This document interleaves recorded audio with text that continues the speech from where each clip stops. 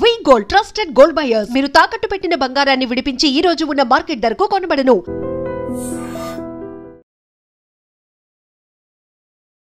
Welcome to I dream. నా పేరు Lumpini. Women psyche ఏంటి, విమెన్ పర్సనాలిటీ ఏంటి, and what special is women's empowerment, వీటన్నిటి గురించి డిస్కస్ చేయడానికి, ఒక ప్రాపర్ అనాలిసిస్ ఇవ్వడానికి మనతో పాటు సైకాట్రిస్ట్ డాక్టర్ చరణ్ గారు ఉన్నారు. Let's talk to him. Hello sir, how are you? Hello అండి, I'm good. How are you? Ya, I'm good too. So మీరు ఇందాక చెప్పినట్టుగా విమెన్ ఎంపవర్మెంట్ గురించి మాట్లాడదామని ఉన్నారు కదా. సో నిజంగానే విమెన్ ఎంపవర్మెంట్ అంటే ఒక్కొక్కరికి ఒక్కొక్క డెఫినేషన్ ఉంటుంది. Exactly if you ask me, I have a definition.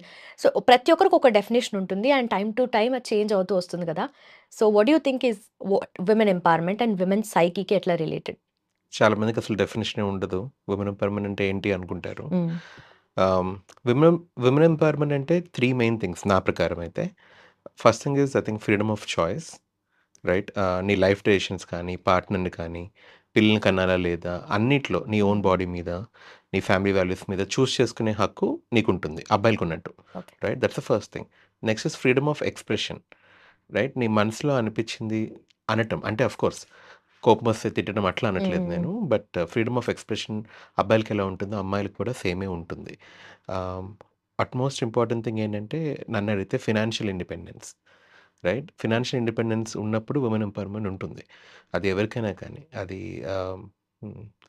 అది ఆంటర్‌ప్రెన్యూర్‌షిప్ కావచ్చు, అంటే మీ ఓన్ జాబ్ కావచ్చు, సెల్ఫ్ ఎంప్లాయిడ్ కావచ్చు, ఒకరి కింద వర్క్ చేయడం కావచ్చు, what ever it is.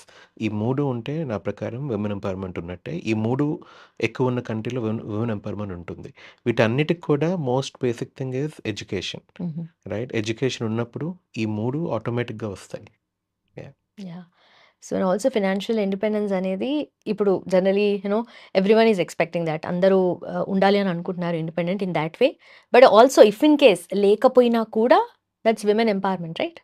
Absolutely. Right to choose అన్నాను కదా ఫస్ట్. రైట్ టు చూజ్ అంటే do you want to job చేయాలా వద్దా, పెళ్లి చేసుకోవాలా లేదా, పిల్లల్ని కనాలా లేదా, ఏదైనా ఆ చూస్ చేసుకునే ఒక ఫ్రీడమ్ ఉంటుంది కదా, that makes you empowered. Okay, okay, nice. And also రిలేషన్షిప్లో స్పెషలీ విమెన్కి చాలా బౌండరీస్ ఉంటాయి. కొన్ని నోయింగ్లీ, కొన్ని అన్నోయింగ్లీ. కొన్ని విమెనే పెట్టుకుంటారు కూడా, అయ్యో నేను ఇలా చేయొద్దు, ఆర్ మేబీ ఇట్లా చేస్తే ఏమంటారో ఏమనుకుంటారో అని చెప్పేసి. సో ఎంత ఓపెన్ మైండెడ్ ఉన్నా, ఎంత బ్రాడ్ మైండెడ్ ఉన్నా, ఈ థింగ్స్ అనేటివి last end of the day ఏది పొరపాటైనా విమెన్ మిస్టేకే. మేబీ వీళ్ళే అన్నీ they have put together things అంటే అవి ప్రాపర్గా ఉన్నట్టు. ఒక్కసారి వాళ్ళు వదిలేశారు అనుకో అంత క్రాష్ అయిపోతుంది అని చెప్పేసి. సో ఇది జనరలీ బౌండరీస్ కానీ, సో దాన్ని మనం ఎట్లా తీసుకోవాలి అండ్ ఎట్లా మేనేజ్ చేసుకోవాలి?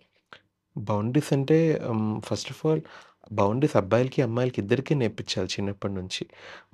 మన కల్చర్లో యూజువల్లీ అమ్మాయిలకే నేర్పించి అబ్బాయిలకి నేర్పించకపోవటం వల్ల ప్రాబ్లం అవుతుంది, రైట్? సో స్కూల్ లెవెల్ నుంచి కూడా నేర్పించాలి వీళ్ళకి. మన జనరేషనే కాదు, మన పేరెంట్స్కి కూడా నేర్పించాలి. చాలా డిస్పారిటీ వస్తుంది పేరెంట్స్ మధ్య, పిల్లల మధ్య, హస్బెండ్ మధ్య, వైఫ్ మధ్య. చాలా డిస్పారిటీ రావటం వల్ల ఇష్యూస్ అవుతున్నాయి. అండ్ బౌండరీస్ ఏంటి అనేది ఒక విధంగా బౌండరీస్ ఉంటే మంచిది. ఆ బౌండరీస్ మనం సెట్ చేసుకోవాలి, మనకి వేరే వాళ్ళు సెట్ చేయడం కాదు. ఇప్పుడు వేరే వాళ్ళు సెట్ చేసిన బౌండరీస్లో మనం ఎక్కువ రోజులు ఉన్నా కానీ చాలా సఫికేటింగ్గా, టాక్సిక్గా అనిపిస్తుంది. మనకు అనిపించి చేస్తే దట్ ఈస్ ఓకే. అది కూడా మన కోసం చేయాలి. నేను ఇట్లా ఉంటేనే ఈ మనిషికి నచ్చుతాను కాబట్టి ఇట్లానే చేయాలి అనుకొని చేయటం లాంగ్ లాస్టింగ్ ఉండదు. ఓకే. అండ్ అన్రియలిస్టిక్ బౌండరీస్తో రిలేషన్షిప్ స్టార్ట్ చేయడం కూడా కరెక్ట్ కాదు. కొన్నాళ్ళ తర్వాత విసుకెత్తిపోయి if you want to be relaxed, అబ్బాయిలు కూడా సడన్గా కన్ఫ్యూజన్గా ఉంటుంది, వాళ్ళు తీసుకోవడం కష్టం అవుతుంది. సో ఫస్ట్ నుంచి డిస్కస్ చేసుకొని హెల్దీ బౌండరీస్తో ముందుకెళ్ళటం మంచిది. పర్సనల్ స్పేస్ ఇవన్నీ చాలా చాలా ఇంపార్టెంట్ రిలేషన్షిప్స్లో. యా. బట్ మీరు అన్నట్టుగా ఇద్దరికి నేర్పించాలి, అబ్బాయిలకి అమ్మాయిలకి చిన్నప్పటి నుండి. సో ఏంటంటే విమెన్ ప్రోగ్రెసివ్గా వెళ్తున్న కొద్దీ అదే ప్రోగ్రెసివ్ స్టెప్స్ మెన్ కూడా తీసుకోవాలి కదా. లేదనుకో అదే ఇద్దరు పెళ్లి చేసుకున్నారనుకోండి, విమెన్ ప్రోగ్రెసివ్గా ఉంది, సేమ్ రిగ్రెసివ్ థాట్ మైండ్ సెట్తో అబ్బాయి ఉన్నాడు అనుకోండి, అది కదా major problem. Absolutely, that's a big problem actually. Compatibility లేకపోతే ఏ రిలేషన్షిప్ ముందుకెళ్ళదు. ఓకే. యా. సో అలాంటి కపుల్స్ ఎట్లా డీల్ చేసుకోవాలి దెన్? ఫస్ట్ ఆఫ్ ఆల్ అసలు ఒక నెల పరిచయం ఉండి పెళ్లి చేసుకోవడం నాకు ఎట్లా తెలుస్తుంది కంపాటబిలిటీ అనేది? ఒకళ్ళ వాల్యూస్ ఒకళ్ళకి తెలియాలి కదా. అంటే ఇప్పుడు నా ఫ్యామిలీ వాల్యూస్ ఏంటి, నేను పిల్లలు కావాలనుకుంటున్నానా వద్దనుకుంటున్నానా, నేను జాబ్ చేద్దాం అనుకుంటున్నా వద్దనుకుంటున్నానా, ఒకవేళ మనకు పిల్లలు పుడితే నువ్వు జాబ్ కొన్నాళ్ళు పాజ్ చేస్తే how do I want support you. ఇవన్నీ డిస్కషన్ ముందే ఉండాలి. ఇవేం లేకుండా పేరెంట్స్ మాట్లాడేసుకొని పెళ్లి చేస్తే న్యాచురల్లీ పిల్లలకి ఇష్యూస్ అవుతాయి. ఇష్యూస్ అయినప్పుడు పేరెంట్స్ దగ్గరికెళ్తే సర్దుకుపోమని చెప్తారు. అది హ్మ్. కూడా కష్టమే కదా! So, I think open honest communication solves lot of the problems. అది లేకపోవటం వల్ల అది లేకపోవడం కాదు, అది ఉండే టైం కూడా ఉండదు. 1, 2 సార్లు కలుస్తారు. ఆ కలిసినప్పుడు కూడా ఎలాంటి విషయాలు మాట్లాడుకుంటారు? "నీకు కాఫీ ఇష్టమా? నాన్ వెజ్ తింటావా? హ్మ్. నీ ఫేవరెట్ కలర్ ఏంటి? ఓకే. నీ ఫేవరెట్ యాక్టర్ ఎవరు?" ఇవి డిస్కస్ చేస్తారు గానీ, okay. Real important life issues ఎవరు మాట్లాడుకోరు. అవును. ఎందుకంటే మేబీ వాళ్ళకి తెలీదు కూడా ఇవన్నీ ఫ్యూచర్ ప్రాబ్లమ్ అవుతాయని చెప్పి. సో, పేరెంట్స్ కూడా ఎడ్యుకేట్ చేయాలి. మీరెళ్ళినప్పుడు ఇవి మాట్లాడుకోండి. These are important. బికాస్ పేరెంట్స్‌కి ఒక అవేర్‌నెస్ ఉంటుంది కదా! వాళ్ళు అన్నేళ్ళు పెళ్ళిలో ఉన్నారు. హ్మ్. వాళ్ళకి తెలుసు ఎట్లా మ్యారేజ్ ఎలా ఉంటుంది, రిలేషన్‌షిప్ ఎలా ఉంటుందని. So, they can educate their kids. Okay. ఏం మాట్లాడాలి అని. అది అది ఉండదు కదా మన కమ్యూనిటీలో. Do you agree? I don't think so. అది డెఫినెట్‌లీ పేరెంట్స్‌కి అంత థాట్ పెళ్లయిందా? ఆస్తుందా? సంపాదన రెస్పాన్సిబిలిటీ ఉందా? అయిపోయిందా? Okay. That's it. Yeah! Yeah! Yeah! అంటే నిజంగా ఎట్లా ఉన్నా మీరు అడ్జస్ట్ అవ్వాలి అనేది is their slogan. Yeah! If I want to tell. Yeah! అంతే కదా! ఇప్పుడు ఎట్లా ఉన్నా మేము అడ్జస్ట్ అవ్వలేదా అని చెప్పేసి వాళ్ళంటారు. But yeah! Of course what is lacking in today's generation అంటే వాట్ యూ థింక్? వాళ్ళు చెప్పిన అడ్వైస్ కూడా కరెక్ట్ అడ్వైసే. అడ్జస్ట్‌మెంట్ లేకుండా ఏ రిలేషన్‌షిప్ ముందుకెళ్ళదు. కానీ 2 సైడ్‌ల నుంచి అడ్జస్ట్‌మెంట్ ఉండాలి. హ్మ్. ఇప్పుడు మీరెక్కడైనా ఎక్కడున్నప్పుడు మన మధ్యలోకొచ్చి కలిసినప్పుడే దట్స్ ఎ సక్సెస్‌ఫుల్ రిలేషన్‌షిప్. ఒకళ్ళే అడ్జస్ట్ అవుతూ ఉంటూ, ఒకళ్ళు గివర్, ఒకళ్ళు టేకర్ ఉంటారు రిలేషన్‌షిప్‌లో. ఒక మనిషి ఇస్తూ ఉంటారు. హ్మ్. అది లవ్ కానివ్వండి, ఎమోషన్ అన్నీ. ఒక మనిషి తీసుకుంటూ ఉంటారు. అది చాలా టాక్సిక్ రిలేషన్‌షిప్ నన్నడిగితే. మీట్ ఇన్ ద మిడిల్ అంటాం గదా! సమ్‌వేర్ ఇన్ ద మిడిల్ ఇద్దరు కలవాలి. Yeah! So, that is more important. Okay. So, రిలేషన్‌షిప్‌లో బౌండరీస్ గురించి మాట్లాడాం గదా! అండ్ ఆల్సో టాక్సిసిటీ లెవెల్స్ అనేటివి ఎట్లా ఉంటాయనేది. కొంతమందేమో వీళ్ళతో మాట్లాడొద్దు, వాళ్ళతో మాట్లాడొద్దు అని ఇలాంటి బౌండరీస్ పెడతారు.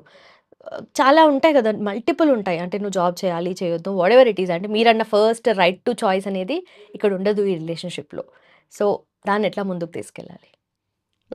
ఫస్ట్ ఆఫ్ ఆల్ వుమెన్ చాలా స్ట్రాంగ్‌గా, అసర్టివ్‌గా ఉండాలి వాళ్ళ డెసిషన్స్ మీద. సో, విమెనే ఫికిల్ మైండ్ అంటే కన్‌ఫ్యూజ్డ్‌గా ఉండి ఓకే. తనకు నచ్చకపోతే మానేద్దాంలే అనే ఒక థాట్ ఉందంటే that means you are not సెట్యూర్డ్.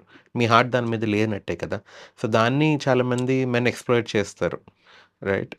So, అందుకని I think first of all నీ కెరియర్ నుంచి నువ్వేమేమి ఆశిస్తున్నావు? రిలేషన్‌షిప్ నుంచి ఏం ఆశిస్తున్నావు? ఇవన్నీ నీకంటూ ఒక క్లారిటీ ఉండాలి. అదే అన్‌ఫార్చునేట్‌లీ చాలా ఎర్లీ‌గా పెళ్లి చేసుకునే వాళ్ళకి ఉండకపోవచ్చు. బికాజ్ వాళ్ళు అప్పుడే కాలేజ్ అయిపోయి ఉంటుంది. Hmm. So, they are okay. బానే ఉంటుందిలే లైఫ్ అనిపిస్తది. చాలామంది ఉంటున్నారు కదా అని. తర్వాత మనసు మారొచ్చు. కదా! మనసు మారి నేను జాబ్ చేద్దాం అనుకోవచ్చు. ఇచ్చేద్దాం అనుకోవచ్చు. అప్పుడు సపోర్ట్ దొరక్కపోవచ్చు. కొంతమందేంటంటే సపోర్ట్ ఇస్తా అని ప్రామిస్ చేస్తారు. హ్మ్. తర్వాత క్వెషన్ అడుగుతారు. అమ్మాయిలే అడుగుతారు అబ్బాయిని. "నువ్వు సపోర్ట్ చేస్తాను ప్రామిస్ చేసావు. నాకసలేం సపోర్ట్ చేయట్లేదు" అని చెప్పి. I think then both of them should go for counselling. చాలామంది అసలు కౌన్సెలింగ్‌కే వెళ్ళరు. మన ఇండియాలో కౌన్సెలింగ్‌కి ఎవరొస్తారంటే డివోర్స్ ఆల్మోస్ట్ అనుకోని హ్మ్. ఒక లాస్ట్ స్టెప్ ఒకసారి కౌన్సిలర్ దగ్గరికెళ్దాంలే మాట వరుసగా అని వస్తారు. లేకపోతే డివోర్స్ లాయరే చెప్తారు. "ఒకసారి కౌన్సెలింగ్‌కెళ్ళండి. సెట్ అవ్వకపోతే మళ్ళీ నా దగ్గర రండి" అని. ఒక్కసారి కౌన్సెలింగ్‌లో ఏమవుతది? It will take time. So, okay. ఇద్దరు అనుకోని కలిసుందామని ఒక ఉద్దేశంలో కౌన్సిలర్ దగ్గరికి రావాలి. ఓకే. నువ్వు తప్ప, నేను తప్ప తెలుసుకోవటం కోసం రాకూడదు. రైట్? సో, ఆల్రెడీ ప్రీఫిక్స్డ్ మైండ్‌సెట్‌తో ప్రీఫిక్స్ వస్తారు మైండ్‌సెట్‌తో ఎట్లాగో. వచ్చి అది కౌన్సెలింగ్ రూమ్ కన్నా గాని కోర్ట్ రూమ్ డ్రామాలాగా ఉంటుంది. తను చెప్పింది కరెక్టా? నేను చెప్పింది కరెక్టా? అని క్వెషన్ చేయటం ఇట్లా చేస్తుంటారు. డాక్టర్స్‌ని గాని, కౌన్సిలర్స్‌ని కానీ. Okay. So, yeah! Okay. What is the root cause అనేది అర్థం కాదు గానీ, అక్కడ ఓన్లీ ఆర్గ్యుమెంట్ అనేది ఉంటది. ఉంటుంది. Correct. Okay. So, already compatibility లేదు. ప్రతి విషయంలో ఏదో ఒక గొడవ. హ్మ్. ఆర్ మెన్ గాని పోక్ చేస్తున్నారు వైఫ్‌ని. హస్బెండ్ వైఫ్‌ని పోక్ చేస్తున్నారు. "మీకిదే నేర్పించారా మీ ఇంట్లో? నీకిదే తెలుసా?" అని చెప్పేసి ఇలాంటి మాటలు అంటూ ఉన్నప్పుడు ఎమోషనలీ చాలా హర్ట్ అవుతూ ఉంటారు కదా వాళ్ళు. ఒక కైండ్ ఆఫ్ ట్రామా బిల్డ్ అవుతూ ఉంటది. హ్మ్. సో, దాన్ని వాళ్ళు నెక్స్ట్ ఇంగ నా వల్ల కాదు అని చెప్పి వదిలేసి డివోర్స్‌కెళ్ళిపోతున్నారు చాలామంది. హ్మ్. సో, డెఫినైట్‌లీ ఇప్పుడు ఈ పాయింట్ ఆఫ్ టైమ్‌లో మీకు చూసే ఉంటారు కదా! యాహ్! డివోర్స్ రేట్స్ పెరుగుతూ ఉన్నాయి. యాహ్! సో, దీన్ని నెక్స్ట్ స్టెప్ తీసుకెళ్ళాలి అంటే డివోర్సే కాకుండా ఫస్ట్ ఫ్యామిలీ కౌన్సెలింగ్ ఉంటుంది. అండ్ ఓన్లీ కపుల్ కౌన్సెలింగ్ ఉంటుంది కదా! యాహ్! సో, దాన్ని ఎన్ని సెషన్స్‌లో తీసుకోవాలి? ఎట్లా తీసుకోవాలి? And end of the day relationship అనేది బిల్డ్ అవ్వాలి కదా! కదా! So, it it depends from case to case. హ్మ్. రైట్? ఎలాంటి ఇష్యూస్ ఉన్నాయి? ఎలాంటి కాన్‌ఫ్లిక్ట్ ఉంది మ్యారేజ్‌లో? కాన్‌ఫ్లిక్ట్ యాక్చువల్లీ అమ్మాయికి, అబ్బాయికి మధ్యలో ఉందా? లేకపోతే ఫ్యామిలీస్ మధ్యలో ఉందా? ఓకే. చాలా ఇండియన్ డివోర్సెస్‌లో families play a huge role unfortunately. ఇప్పుడు చాలామంది డివోర్స్ తీసుకున్న వాళ్ళు కూడా చెప్తారు. నాకు నా హస్బెండ్‌తో ప్రాబ్లమ్ లేదు, వైఫ్‌తో ప్రాబ్లమ్ లేదు. కానీ వాళ్ళ పేరెంట్స్ ఇన్‌ఫ్లూయెన్స్ చాలా ఉంటుంది తిన మీద. ఓకే. రైట్? ఆర్ వాళ్ళ వాటెవర్. బ్రదర్ వాళ్ళ ఫ్యామిలీ ఇన్‌ఫ్లూయెన్స్ చాలా ఉంటుంది. నేను తీసుకోలేకపోతున్నాను. ఇలాంటి కాజెస్‌తో ఎక్కువ వస్తారు. సో, మీరు చెప్పింది కరెక్ట్. కౌన్సెలింగ్ ఓన్లీ ఒక కపుల్ ఎళ్లి కూర్చుంటేనే సరిపోదు. There are 3 different phases of counselling. Family counselling. ఒకటి పేరెంట్స్ కూడా వచ్చి పేరెంట్స్ ఆర్ ఎవరైతే యాక్టివ్ మెంబర్స్ ఉన్నారో ఇంట్లో వాళ్ళందరూ కూడా ఉంటారు. Second marriage counselling just between the husband and wife. Third individual counselling కూడా. అది కూడా చాలా ఇంపార్టెంట్. కొన్నిసార్లు చాలా సార్లు యాక్చువల్ ప్రాబ్లమ్స్ ఇద్దరిలోనూ ఉంటాయి. ఓన్లీ అబ్బాయిలోనే కాదు. ఇద్దరిలోనూ ఉంటాయి. సో, ఈ 3 లెవెల్స్‌లో కౌన్సెలింగ్ జరుగుతది. ఎన్ని సెషన్స్ అనేది కేస్ టు కేస్. అంటే యూ కెన్ నెవర్ టెల్. నేను జనరల్‌గా చెప్తాను. ఒక 6 మంత్స్ ఇవ్వండి ఈ ఓకే. రిలేషన్‌షిప్‌కి టు ఫిక్స్ ఇట్. 6 మంత్స్ తర్వాత కూడా మీకు ఇది డీల్ బ్రేకర్ అనిపిస్తే then of course go ahead. But give it some time. ఒక 1, 2 సెషన్స్‌కొచ్చేసి ఓకే. హడావిడిగా డెస్పరేట్‌గా అది యూ కాంట్ ఫిక్స్ రిలేషన్‌షిప్స్ అంత ఈజీగా. ఓకే. యాహ్! సో, మీరు వాళ్ళ దగ్గర నుండి ఎలాంటి ఇన్ఫర్మేషన్‌ని ఎక్స్‌పెక్ట్ జేస్తారు? వాళ్ళు ఓపెన్‌గా చెప్పడానికి అంటే గాని? మీ యాస్ ఎ డాక్టర్ జనరల్‌గా నేను కండిషన్ అసెస్ చేసి నేను కౌన్సిలర్‌కి రెఫర్ చేస్తుంటాను. అంటే నా దగ్గర కౌన్సిలర్స్ ఉన్నారు. రెఫర్ చేస్తుంటాను. బట్ నేను కూడా ట్రైన్డే కాబట్టి నేను ఇనిషియల్‌గా కౌన్సిలింగ్ చేసేవాడిని. హుహు. అప్పుడు చాలా టైమే తీసుకుంటుంది. ఎస్పెషల్లీ ఫిక్స్ చేసుకుందాం అనుకోని వచ్చిన వాళ్ళు చాలా తొందరగా సెట్ అయిపోతుంది. అది ఫిక్స్ చేసుకుందామనే ఒక థాట్ లేకుండా తప్పెవరిది కనుక్కుందామని వచ్చిన వాళ్ళది కంటిన్యూ అవుతూనే ఉంటుంది. Okay. Right. So, the common thing is దీనికి రూట్ మీరిందాక అన్నారు కదా! రూట్ కాజ్ ఏంటి? అదెలా ఫిక్స్ చేసుకోవాలి? ఇది ఫ్యూచర్‌లో జరగకుండా ఏం చేయాలి? ఓకే. ఈ 2 విషయాలు నేర్చుకుందాం అనుకుంటే it's quick and easy. Okay. అప్పుడు ఫిక్స్ అవుతలేదనుకో break. Yeah! Okay. And also women specially identity crisis గురించి ఉంటది. వాళ్ళ కంప్లెయింట్స్ ఎప్పుడైనా నేను చేస్తున్నది కనిపించట్లేదా? ఆర్ ఆ కైండ్ ఆఫ్ అప్రిసియేషన్ గానీ లేదనుకో అట్‌లీస్ట్ మెచ్చుకోవడం గానీ ఏదైనా గానీ ఏదో ఒక కైండ్ ఆఫ్ దానికి ఫీడ్‌బ్యాక్ ఎక్స్‌పెక్ట్ చేస్తూ ఉంటారు కదా! సో, విమెన్ ఐడెంటిటీ క్రైసిస్ గురించి ఎక్స్‌పెక్ట్ చేసినప్పుడు దాని గురించి ఉన్నప్పుడు ఎట్లా ఉండాలి మైండ్ సెట్? ఎట్లా వాళ్ళు టర్న్ చేసుకోవాలి? అసలు యాంటీ క్రైసిస్ చిన్నప్పటి నుంచే మొదలవుతుంది కదా! అబ్బాయిలకి, అమ్మాయిలకి ఎంత డిఫరెన్స్ ఉందనేది చిన్న పిల్లలకి కూడా తెలుస్తూ ఉంటుంది. ఎట్లా అంటే నీ ఎడ్యుకేషన్ చాయిస్ కానివ్వండి. ఫర్ ఎగ్జాంపుల్ ఇంట్లో కొంచెం డబ్బులే ఉన్నాయి. ఒక్కళ్ళనే చదివించాలి అనుకున్నప్పుడు it's a very easy choice పేరెంట్స్‌కి. అబ్బాయినే చదివిస్తారు. రైట్? యూజువల్‌గా చెప్తున్నా. అందరిని జనరలైజ్ చేయట్లేదు నేను. ఆహ్, ఆర్ ఒకళ్ళని మంచి స్కూల్‌లో ఏసి, ఒకళ్ళని కొంచెం బ్యాక్వర్డ్ స్కూల్‌లో ఎయ్యాలి అనుకున్నా గానీ, బాయ్ గెట్స్ ఈజీ పిక్ అక్కడ కూడా. రైట్? అదనే కాదు ఎలా కూర్చోవాలి, ఎలా మాట్లాడాలి, ఎంత మాట్లాడాలి, ఎవరితో మాట్లాడాలి, అన్ని విషయాలు అమ్మాయిలకి ఎక్కువ రెస్ట్రిక్షన్స్ వస్తూ ఉంటాయి. సో, అదొక్కటే కాదు చాలామంది ఓపెన్‌గా ఎక్స్‌ప్రెస్ చేస్తుంటారు. ఇప్పుడు అమ్మాయి పుట్టిందనుకోండి, అది కొంచెం పెరుగుతున్నప్పుడు ఆ పాప పేరెంట్స్ కూడా అంటారు ఆ అమ్మాయి ముందే, అబ్బాయి పుట్టుంటే బావుండు అని. ఇది సో, ఒక ఏమంటారు సంఘర్షణ. దానిలో ఎళ్ళిపోతుంటారు కదా! So, am I not good enough అంటే అమ్మాయిగా ఉండటం తప్ప. అక్కడికక్కడే చాలా అండర్ కాన్ఫిడెంట్‌గా బిల్డ్ అవుతూ ఉంటుంది. ఐడెంటిటీ క్రైసిస్ అనేది. సో, ఎస్పెషల్లీ ఒక అబ్బాయి, ఒక అమ్మాయి ఉన్న ఇంట్లో అదే బ్రదర్ అండ్ సిస్టర్ ఉన్న ఇంట్లో బ్రదర్ ఎప్పుడు కావాలంటే అప్పుడు బయటికెళ్ళొచ్చు. ఫ్రెండ్స్ ఎవరు కావాలంటే ఎవరు రావచ్చు. ఎక్స్‌ప్లనేషన్స్ పెద్ద ఇదేముండదు. అమ్మాయిలకి ఉండేసరికి వాళ్ళకి అమ్మాయిలకే అనిపిస్తది. సో, మేబీ అమ్మాయిగా ఉండటమే తప్పేమో. తర్వాత ఏదన్నా ఫాదర్ డబ్బులు సేవ్ చేస్తున్నప్పుడు కూడా అమ్మాయికి పెళ్లి చేయటానికి అని అది ఒక బాధ్యతలాగా కన్నా బరువుగా కూడా అనిపించొచ్చు కొంతమంది పిల్లలకి. సో, ఇవన్నీ మల్టిపుల్ ఫ్యాక్టర్స్ యాడ్ అప్ అయ్యి ఒక ఐడెంటిటీ క్రైసిస్ అనేదొస్తుంది. ఆన్ టాప్ ఆఫ్ ఇట్ మన సొసైటీ ఈజ్ పేట్రియార్కల్ సొసైటీ. అంటే మెన్ డ్రివెన్ సొసైటీ కాబట్టి జనరల్‌గా పెళ్ళైన తర్వాత అబ్బాయి ఇంటికి వెళ్తారు. కదా! కొన్ని స్టేట్స్‌లో మేట్రియార్కల్. అమ్మాయి వాళ్ళ ఇంటికి వెళ్తారు. That's a different one. ఇక్కడేమవుతుందంటే ఆహ్, మనం అబ్బాయిలకి చాలా ఈజీ కదా! అదే ఇంట్లో ఉంటారు. పెళ్ళయ్యాక కూడా అదే ఇంట్లో ఉంటారు.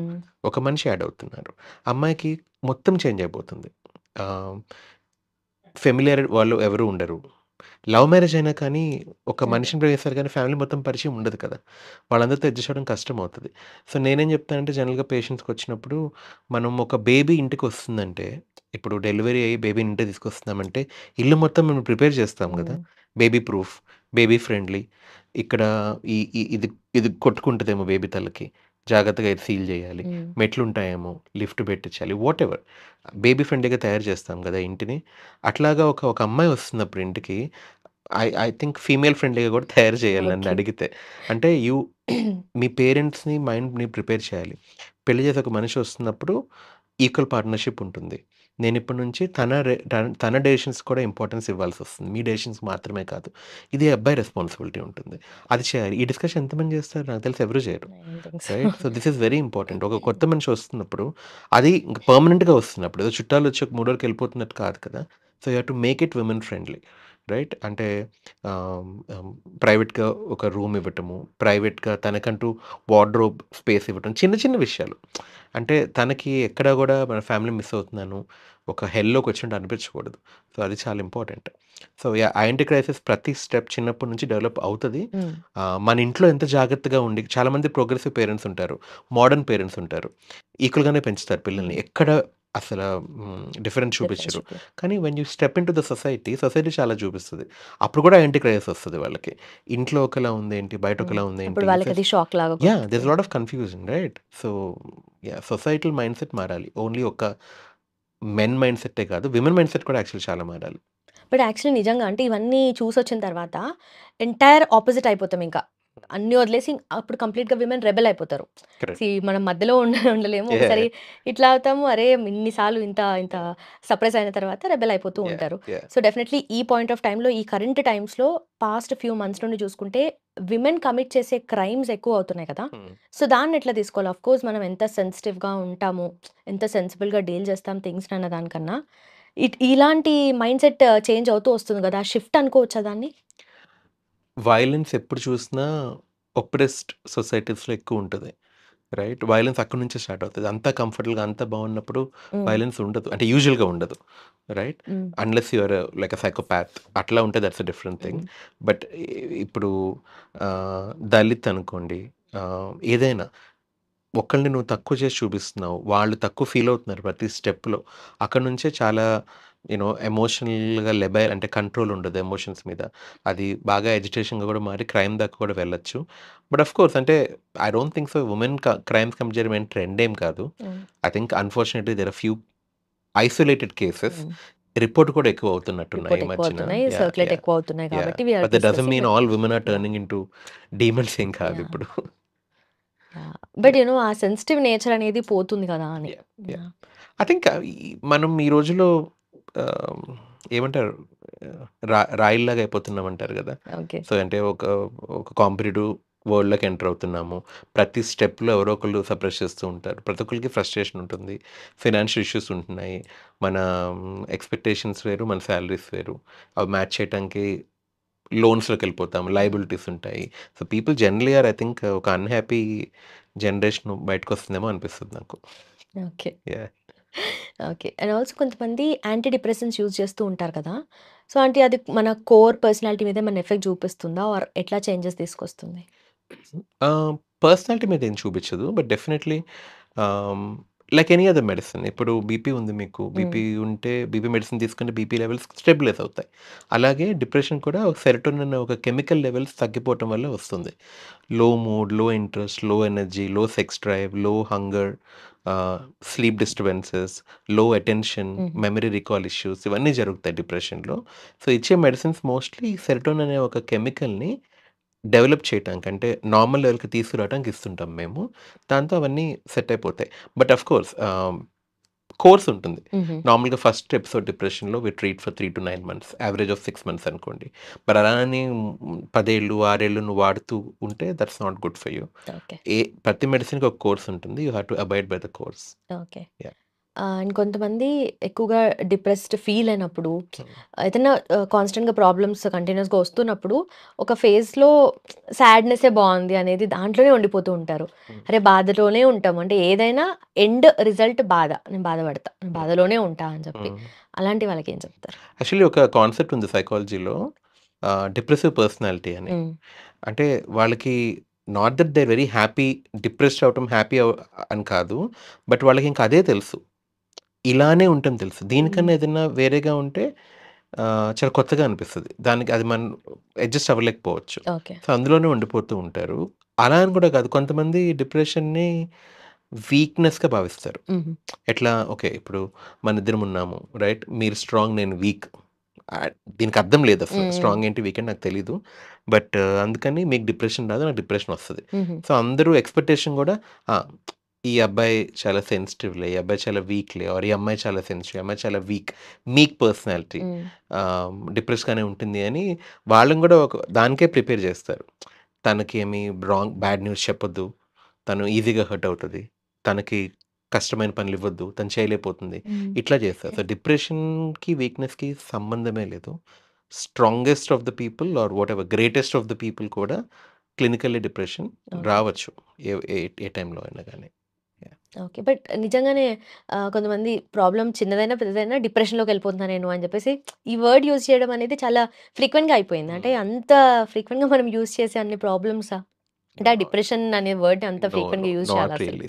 అన్‌ఫార్చునేట్‌లీ సాడ్ అనే మాటని డిప్రెషన్‌కి డిప్రెషన్. ఈక్వివలెంట్‌గా చూస్తున్నారు. కొంచెం ఎక్స్‌ట్రీమ్ అయితే అది డిప్రెషన్ అని అనుకుంటారు. కరెక్ట్. యాహ్! అసలట్లా ఏం కాదు. సాడ్ వేరు, డిప్రెషన్ వేరు. జనరల్‌గా మనందరం సాడ్ ఫీల్ అవుతాం కదా! హ్మ్. హ్మ్. ఇప్పుడు నేను టీవీలో ఏదన్నా నెగెటివ్ న్యూస్ విన్నప్పుడు కూడా ఐ ఫీల్ సాడ్. వార్ ఏదన్నా ఉంటుంది, వేరే కంట్రీస్ కొట్టుకుంటున్నాయన్నా గానీ we feel sad. As humans మనకు అన్ని ఎమోషన్స్ ఉంటాయి కదా! సో, దాన్ని ఐయామ్ ఫీలింగ్ డిప్రెస్డ్ అనేది చాలా ఈజీగా అనేస్తున్నారు. హ్మ్. Which is not correct. Depression is a major mental health condition. అది అందరికీ ఏమి రాదు. Right? So, you must be feeling sad. Okay. ఆ సాడ్‌నెస్ ఒక 2, 3 రోజులు ఉండొచ్చు. నువ్వు సెన్సిటివ్ నేచర్ అయితే ఇంకొక 5, 6 రోజులు ఉండొచ్చు నీతో. హ్మ్. రైట్? అప్పుడు నీకు నువ్వు ఏదన్నా మూడ్ బెటర్ అయ్యే యాక్టివిటీస్ చేయటం, ఫ్రెండ్స్‌ని కలవటం, బయటకి వెళ్ళటం, ఇవన్నీ చేస్తే you will feel better naturally. Okay. Yeah! Okay. And also I have a doubt. What if మనకు కూడా డిలీట్ ఆప్షన్ ఉంటే హ్మ్. లైక్ కంప్యూటర్స్ లాగా హ్మ్. మన పర్సనాలిటీ ఎట్లా చేంజ్ అవుతది ఏంటని? యాక్చువల్లీ ఉండకూడదు నన్నడిగితే. ఎందుకంటే మన మన మన ఇప్పుడు మీ పర్సనాలిటీ వేరు, నా పర్సనాలిటీ వేరు కదా! మన అందరి పర్సనాలిటీస్ వేరిక్కడ. ఎందుకంటే అది మన ఎర్లీ ఎక్స్‌పీరియన్సెస్ మీద డిపెండ్ అయ్యి ఉంటుంది. ఆహ్, మీరొకలా పెరిగుండొచ్చు. ఒక ఫ్యామిలీలో పెరిగుండొచ్చు. మీ చుట్టుపక్కల వాళ్ళ పర్సనాలిటీస్ మీ మీద ఇన్‌ఫ్లూయెన్స్ పడుంటుంది. రైట్? ఇప్పుడు నాది కూడా అంతే. అలా అని మీకొక హార్ట్ బ్రేక్ అయ్యుండొచ్చు. రైట్? దానివల్ల మీ పర్సనాలిటీ ఒకలా డెవలప్ అయింది. హ్మ్. రైట్? అవన్నీ మిమ్మల్ని షేప్ చేస్తాయి. బట్ యెస్, కానీ కొన్నిసార్లు సివియర్ ట్రామాలో ఉన్నప్పుడు హ్మ్, కొంచెం నెగెటివ్ పర్సనాలిటీ అయిపోతారు. ఫర్ ఎగ్జాంపుల్ మీకు 2 టైమ్స్ హార్ట్ బ్రేక్ అయింది. హ్మ్. ఇంక అప్పటి నుంచి మీకసలు ట్రస్ట్ అనేది పోతుంది హ్యుమానిటీ మీద. మనుషుల మీద ట్రస్ట్ ఉండదు. అబ్బాయిల మీద అసలు ట్రస్ట్ ఉండదు. రైట్? చాలా పారనాయిడ్‌గా అయిపోతారు. హ్మ్. రైట్? దానివల్ల మీ లైఫ్ అంత స్మూత్‌గా రన్ అవ్వట్లేదు. అలాంటప్పుడు ఆఫ్‌కోర్స్ డిలీట్ బటన్ ఉంటే బావుండనిపిస్తది. ఓకే. బట్ జనరల్‌గా I think it's always good to ఆహ్, నెగెటివ్ టైమ్స్‌ని కూడా, పాజిటివ్ టైమ్స్ కూడా అన్నిటిని ఈక్వల్‌గా మనం తీసుకొని ముందుకు వెళ్ళాలి. ఆ ఎక్స్‌పీరియన్స్ మనకు చాలా హెల్ప్ అవుతాయి యాక్చువల్లీ ఫ్యూచర్‌లో. Okay. Yeah! Yeah!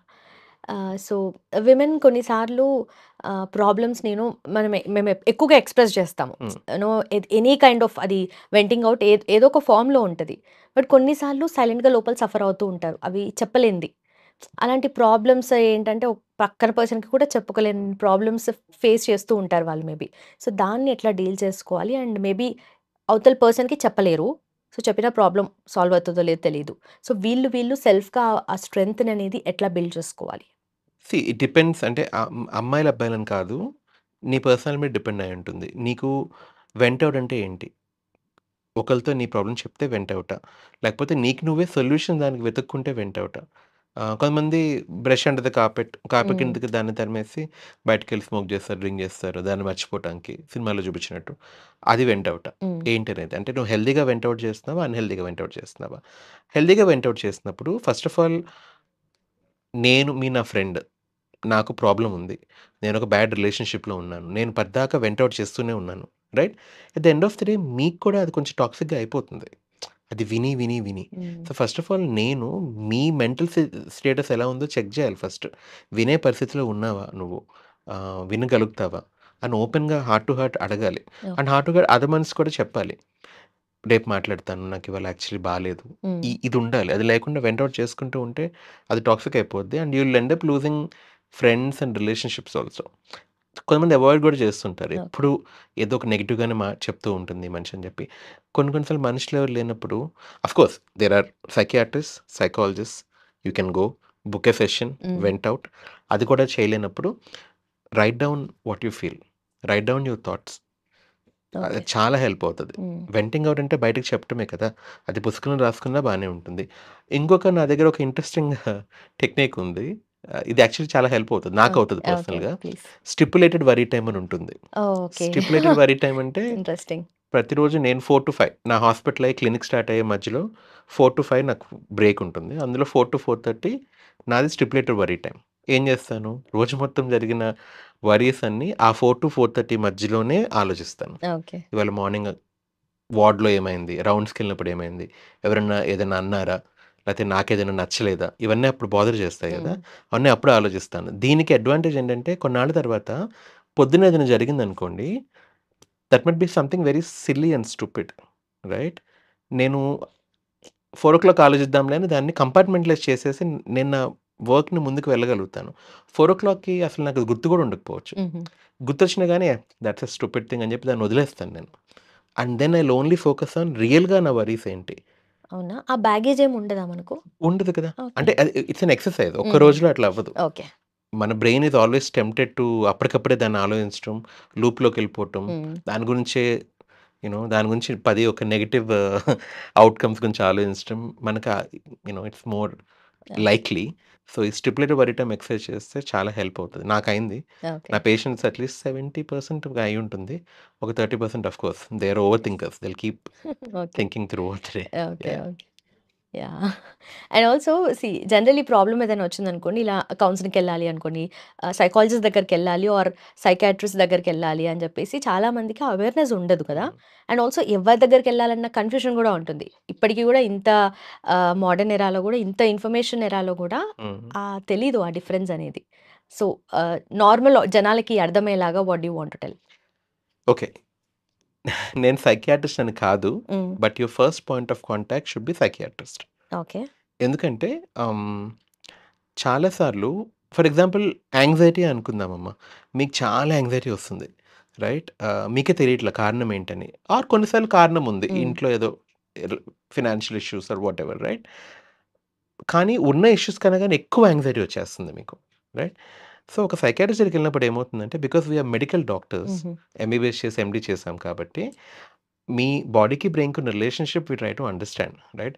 Hyper tension ఉన్న వాళ్ళకి సివియర్ యాంగ్జైటీ వస్తది. కొన్నిసార్లు అడ్రినల్ గ్లాండ్ అని ఒక గ్లాండ్ ఉంటుంది. ఆహ్, దాని నుంచి సెక్రెట్ అయ్యే ఒక హార్మోన్ వల్ల కూడా యాంగ్జైటీ వస్తుంది. హైపర్ థైరాయిడిజం, థైరాయిడ్ హార్మోన్స్ ఎక్కువ ఉండటం వల్ల యాంగ్జైటీ వస్తుంది. ఇలా చాలా కారణాలున్నాయి ఓకే. మెడిసిన్‌లో. 70% వాళ్ళకి ఈ కారణాల వల్ల యాంగ్జైటీ వస్తది. అది మనం రూల్ ఔట్ చేసుకొని then if I think that okay. దీనికి హెల్త్ పరంగా ప్రాబ్లమ్ ఏమీ లేదు. ఓన్లీ రిలేషన్‌షిప్ ఇష్యూవో, లేకపోతే ఫినాన్షియల్ ఇష్యూవో ఇవున్నాయి కాబట్టి then I will start doing counselling. Either okay. నేనన్నా చేస్తాను. నాకు టైం లేకపోతే or if I think psychologist is better fit నేను సైకాలజీ దగ్గర రెఫర్ చేస్తాను. ఓకే. రైట్? ఎందుకంటే ఆ నాలెడ్జ్ ఉంది కాబట్టి అండ్ సైకియాట్రిస్ట్‌కి సైకియాట్రీ, సైకాలజీ 2 నాలెడ్జ్ ఉంటుంది. So, it's easier first step okay. To go and get assess. వాళ్ళ ప్రాబ్లమ్ అని కాదు. But sometimes because psychologist medically trained కాదు కాబట్టి they may not pick on some things. Okay. That's it. That's the only thing. Only behavioural issues మాత్రమే వాళ్ళు deal yeah! చేయగలుగుతారు because they are not మనకి. Medical doctors. Okay. Right? Ah, they did psychology. Hmm. Like BSc psychology, MSc psychology different different courses. Right? అందుకని. But నేను నా patients at least 50% patients సైకాలజీకి పంపిస్తాను. Right? So, ఆ understanding ఉంది నాకు. Okay. Yeah! That is important. I think the first step should be with a medical doctor. Simple example మీకు pain వస్తుంది. హ్మ్. రైట్? ఈ ఏరియాలో చాలా 3 నెలల నుంచి పెయిన్‌గా ఉంది. మీరు ఫస్ట్ ఆర్థోపెడిషన్ దగ్గరికెళ్తారా? ఫిజియోథెరపిస్ట్ దగ్గరికెళ్తారా? Definitely ortho. ఆ! Orthopedician right? First you have to get an X ray, you have to get it checked. అక్కడేమన్నా మజిల్ టేర్ అయిందా? ఫ్రాక్చర్ అయిందా? Not big yeah! Fracture. Big fracture మీకు తెలుస్తది. చిన్న హెయిర్‌లైన్ ఫ్రాక్చర్ అయిందా? దాని తర్వాత ఫిజియోథెరపిస్ట్ దగ్గరికెళ్ళాలి. ఎందుకంటే డైరెక్ట్‌గా ఫిజియోథెరపిస్ట్ దగ్గరికెళ్తే ఫ్రాక్చర్ ఉందనుకోండి, యూ కాంట్ డూ ఫిజియోథెరపీ. హ్మ్. అసలు హ్యాండ్ గాట్ ఇమ్మొబిలైజ్ ఇట్. చేసేయాలి కదా! అవునవును. కట్టు కడతాం గదా! అవును. So, first point should be doctor. Yeah! చాలా మంది అనుకుంటారు. ఈయన డాక్టర్ కాబట్టి అదే అదే చెప్తారని. బట్ చెప్తారు. That's not true. But yeah! మీరు చెప్పిన యాహ్! క్లారిటీ వచ్చింది. యాహ్! అర్థమైంది yeah! Yeah! Actually. But definitely అంటే ప్రాబ్లమ్ ఏంటి? అది యాహ్! ఒకవేళ హెల్త్ రిలేటెడా ఏంటా అని చెప్పేసి యాహ్! అర్థమవుతది. యాహ్! అది రూల్ ఔట్ చేసేస్తే నెక్స్ట్ స్టెప్‌కెళ్ళొచ్చు. సైకాలజిస్ట్ దగ్గరికెళ్ళి డిస్కస్ చేయొచ్చు. Yeah! Okay. Absolutely. Got it. Yeah! And also finally పిల్లలకి చాలా మందికి మదర్ నుండి కొన్ని క్వాలిటీస్ వస్తాయి. Mind set wise. కొన్ని ఫాదర్ నుండి వస్తాయి. సో, వీళ్ళిద్దరూ అపోజిట్ మైండ్ సెట్స్ ఉన్నాయనుకోండి. ఆ పుట్టిన చైల్డ్‌కి అంటే వాళ్ళలో వాళ్ళకే ఏదో డిస్టర్బెన్స్ ఉంటది. కన్‌ఫ్యూజ్డ్ కొంచెం వేవరింగ్ మైండ్ సెట్ ఉంటది. అది నిజమా? అంటే ఇద్దరు క్వాలిటీస్ డిఫరెంట్ కాబట్టి అట్లా ఉంటదా? Not really. ఇలాంటి కేసులో ఏమవుతుందంటే యూజువల్లీ మీరు ఒక్కళ్ళతో ఎలా అయినా ఎక్కువ అవుతారు. మీ మదర్, ఫాదర్ మధ్యలో అంటే ఆఫ్‌కోర్స్ చాలా చిన్న పిల్లలకి కన్‌ఫ్యూజన్ ఉంటుంది. అవునవును. ఏది కరెక్ట్, ఏది యాహ్! Right yeah! అనేది. బట్ ఒక కొంచెం అడాలసెన్స్‌లోకి, ఎర్లీ అడాలసెన్స్‌కి వచ్చేసరికి ఇప్పుడు నేను అనుకున్న రైట్, మా మదర్ అనుకున్న రైట్ మ్యాచ్ అవుతుంది. సో, నేను నేచురల్‌గా మా మదర్ జడ్జ్‌మెంట్‌కి ఎక్కువ వాల్యూ ఇస్తుంటాను. ఓకే. ఇన్ దిస్ ప్రాసెస్ ఏమవుతుందంటే మా ఫాదర్ రైట్ చెప్తున్నా గానీ I'll completely ignore it. Because you are aligning more with this person. Okay. అది జరుగుతది. Yeah! But completely different ideologies ఉంటే కష్టం. ఇప్పుడు అది స్వీట్ అంటే స్వీటే కదా! ఒకళ్ళొచ్చి అది సాల్ట్ అని చెప్తే it's confusing right? Okay. So, అది.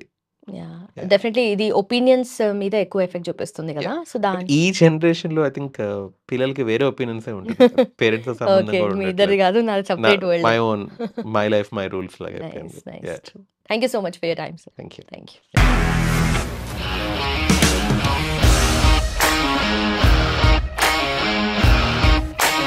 ఇండస్ట్రీలో కమిట్మెంట్ ఇష్యూస్ వస్తే నీకు కూడా వచ్చినట్టు మార్నింగ్ తీసుకెళ్ళాడంటే కొట్టి పడేస్తాడు.